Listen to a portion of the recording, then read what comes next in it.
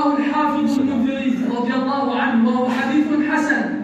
سأل رجل النبي صلى الله عليه وسلم قال له: يا رسول الله، أي البقاع خير وأي البقاع شر؟ سؤالان: أي البقاع خير وأي البقاع شر؟ فقال النبي صلى الله عليه وسلم: لا أدري حتى أسأل أخي جبريل. فلما سأل جبريل قال جبريل: لا أدري حتى أسأل رب العزة.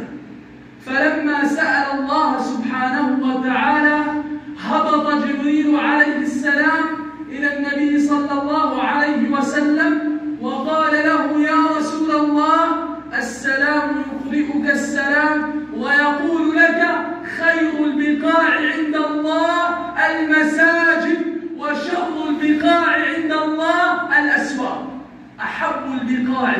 أحب البلاد إلى الله المساجد، وشر البقاع إلى الله الأسواق.